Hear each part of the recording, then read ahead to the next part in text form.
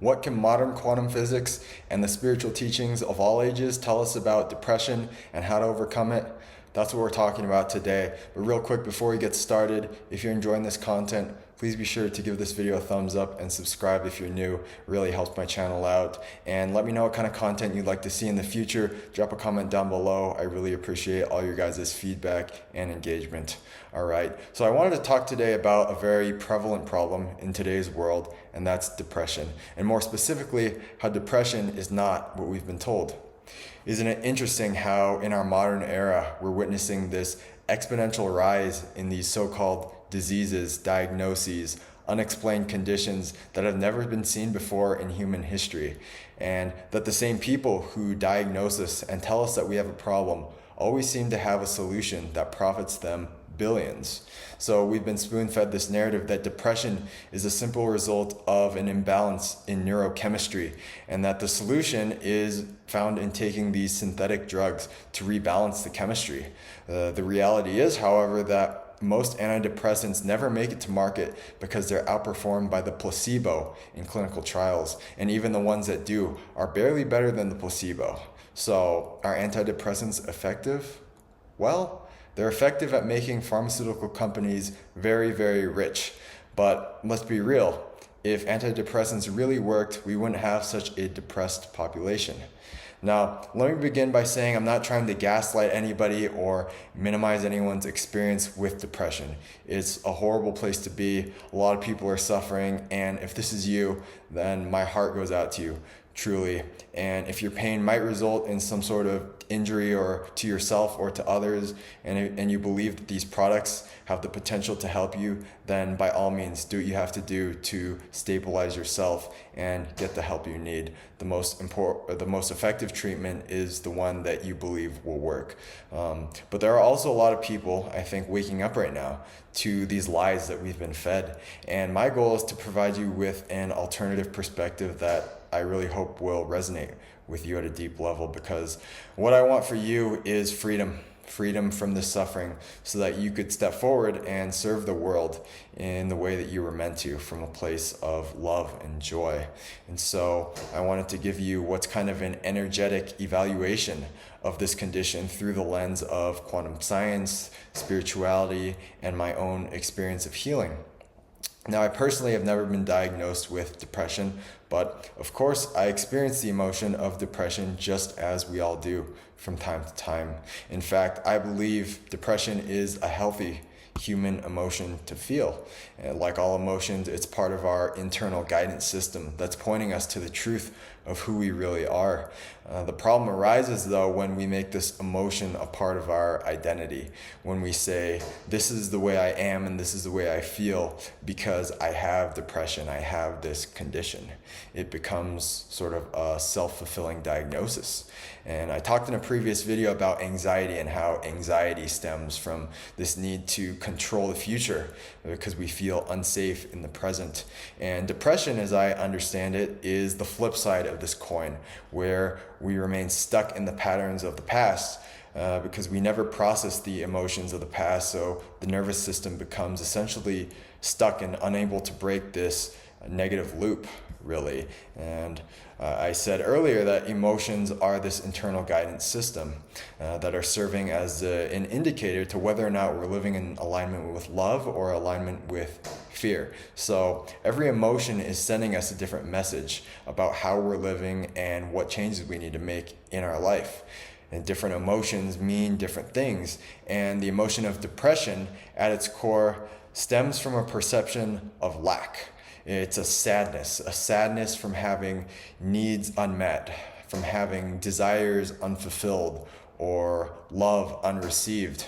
And the brain thinks that because this is the way I perceived my past, then this is how things are always going to be. This is how things are going to turn out in the future.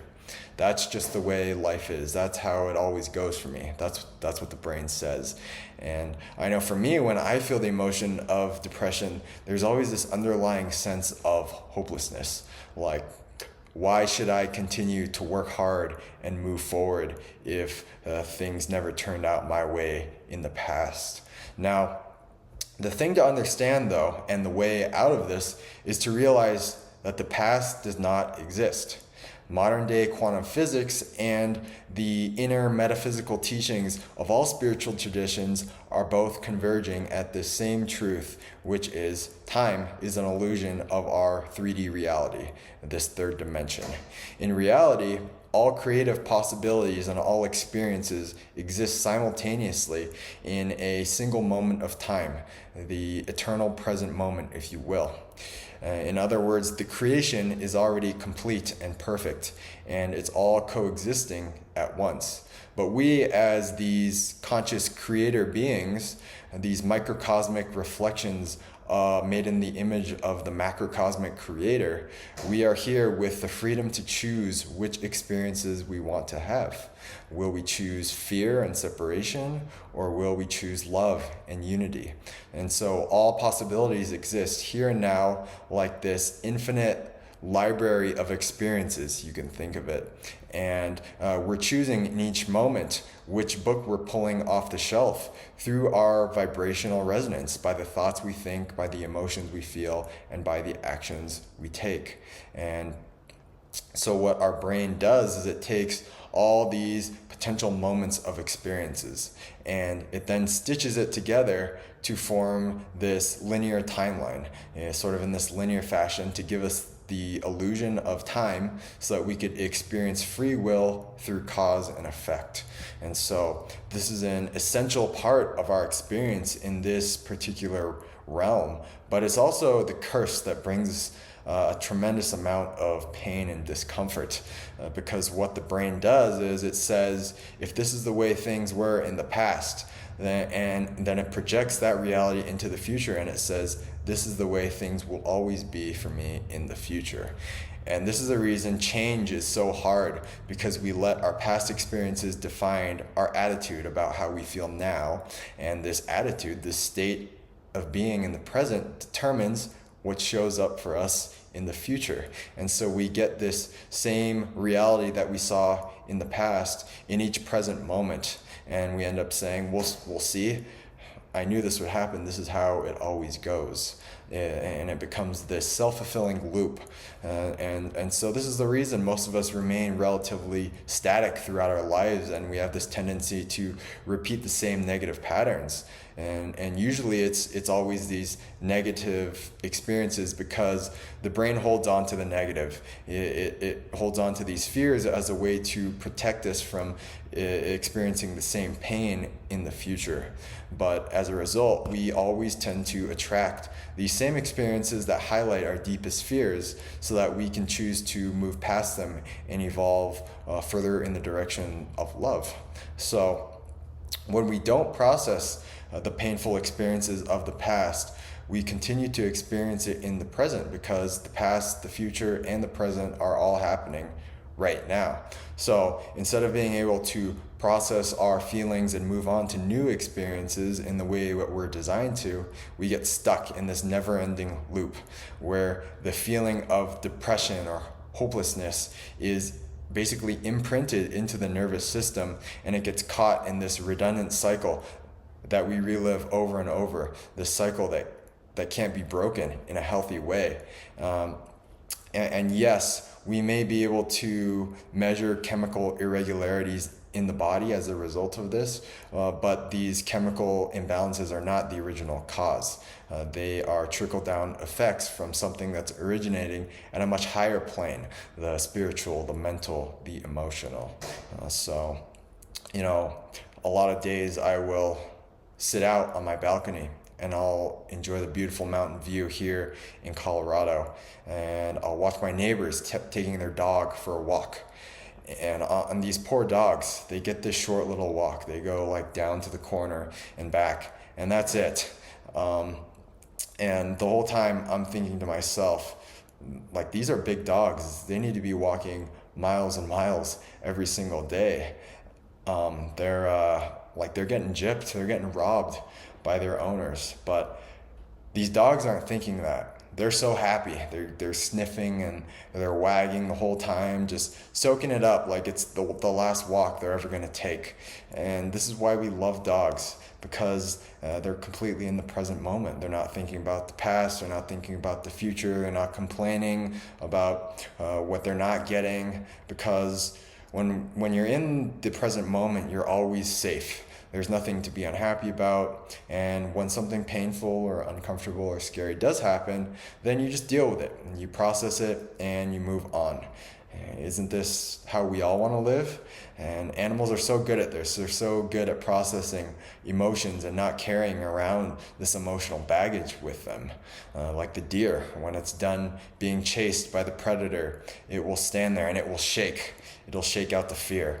The duck, when it gets in a disagreement with its friend, it'll sit on the top of the water and flap its wings and dissipate the fear. Dogs, when they're afraid, like my dog, when she hears fireworks, she shakes violently to release the energy of fear from the body so it doesn't get stored up. These are all ways of processing and dissipating negative energy that animals all know instinctively. It's only us humans who are really told to put on our brave face and suck it up. And so many of us never really process our negative feelings and our painful experiences from the past. We put on this mask and we move forward like everything's just okay, but we never process the past. And so the body and the subconscious mind always hold on to this imprint that we're not quite safe, that we're not okay, we're not taken care of, our needs aren't met. And this negative energy, it has nowhere to go but to be stored up in the energetic field of the body, and it causes imbalances, symptoms, diseases, one of them being depression, where the body and the nervous system gets stuck in this negative loop that it can't move past. And in which case there's a lingering dread, a constant fear about how we were hurt or betrayed in the past. And if this is the way things went in the past, then this is surely how things will turn out in the future. And because we're so certain about this, then what's the point of even making an effort of trying to move forward and change things? This is what depression is. And so how do we break this loop? Well, to put it real simply, it's really about getting to a point where we feel safe enough to process the past and to start releasing that energy from the body and the nervous system so the nervous system can begin to regulate itself again. It's about balancing the energy in the lower three chakras, the energy centers of survival in the body, so that we can get that energy, the life force energy or the kundalini, moving up into the heart, where we pass from a perception of fear and separation into a perception of love and unity. And one of the most effective ways that we can do this, one of the best things that I have found in my experience, is what's called shadow work or inner child healing, where you go back in time and you allow yourself to process the emotions from your past and heal the wounds from early childhood, the experiences that really had the biggest effect on our beliefs and our attitudes now. And you can really give yourself the love and the support that you felt you never received as a child. You can use things like guided meditation for this, or it could be as simple as just sitting with yourself and feeling your emotions, trusting that life is going to bring you the experiences that will highlight the areas that you need to heal in order to move forward. You can, if you're interested in learning more about this, I'll link one of my earlier videos on inner child healing down below. Another great method that you can use is a system called the Emotion Code by Dr. Bradley Nelson. It's a slightly different method, but it follows the exact same premise, and that is releasing stored up emotions from the body that create these imbalances that we call disease. And you can use something called muscle testing for this, or applied kinesiology, to help you uncover which emotions need to be processed and released. And you can even find out which age or what scenarios, what memories they originated from.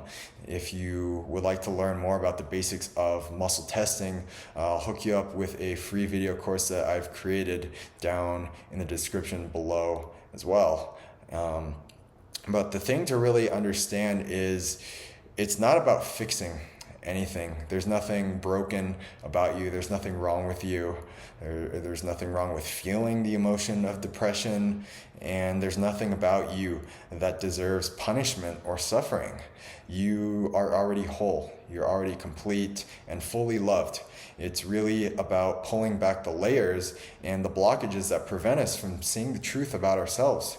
And this is what I want for you, to see and experience yourself as you truly are, so that you could spread that love to others, to be able to move out into the world as your authentic self and experience the life of your choosing, and to use your suffering as this gift that allows you to serve humanity with true humility and true compassion.